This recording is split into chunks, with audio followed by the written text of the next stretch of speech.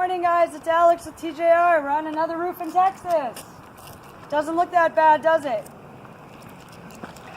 Alright, first thing we're going to do is find some hail damage. The first place we're going to look for hail damage is soft metal, so let's see what we got.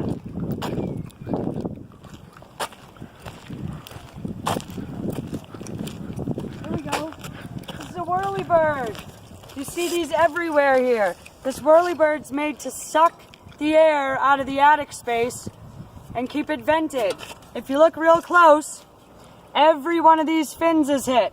If you can't see them, we're going to use our handy dandy chalk and make a little mark, because now you can see it. That is hard for an adjuster to argue with. So we know we have hail hits here, so let's move on. An adjuster comes out, first thing they're going to do is mark a 10 by 10 square. We marked a 10 by 10 square. Now inside that 10 by 10 square, we have to find hail hits. So we're going to get up close. Some things to remember are, well, I would call this a perfect hail hit. An adjuster will say it's too close to the edge and they're not going to count it.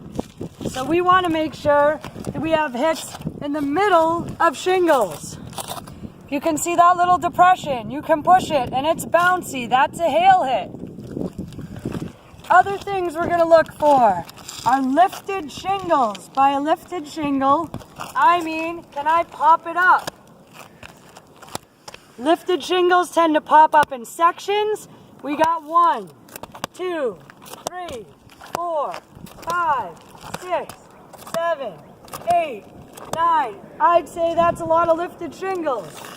We're going to mark them all.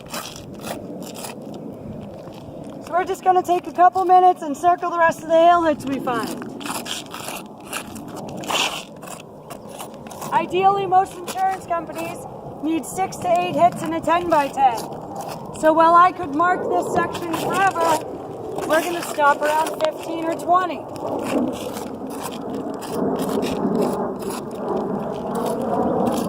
Now, just so you guys know, I'm not just marking craziness. These white lines, we talked about them in the last video, they're called matte fractures. Even if you have Allstate, they can't say that's not a hit. Alright, so we're going to wrap this section up here. We're going to count our hits. 1, 2, 3, 4, 5, 6, 7, 8, 9, 10, 11, 12, 13, 14, 15. So up here we wrote this is the north-facing side. And we have 15 plus hail hits. We only took a couple minutes. We probably could have got 30 or 40. This roof definitely has enough damage to get covered. But insurance companies aren't going to cover your whole roof for one elevation, so we have to do the same process on the other side. First thing we're going to do, find some soft metal. Oh look, it's another whirlybird. There we go. They're everywhere. Chalk really is your best friend. You can get this stuff at the dollar store for 99 cents. Alright, so we marked a 10 by 10. We're going to stay away from hits that are on the side. Things you want to look for. This gigantic one right here was something that scraped across the roof. You got to remember, it's not just hail we're looking for, it's wind.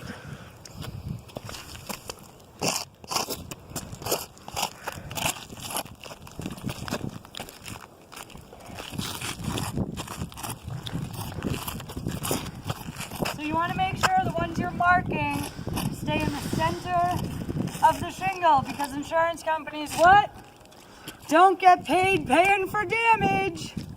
So we want to make sure they can't argue about any of the hits. So what was that, 30 seconds? So we go 1, 2, 3, 4, 5, 6, 7, 8, 9, 10, 11, 12, 13, 14, 15. So 15 plus.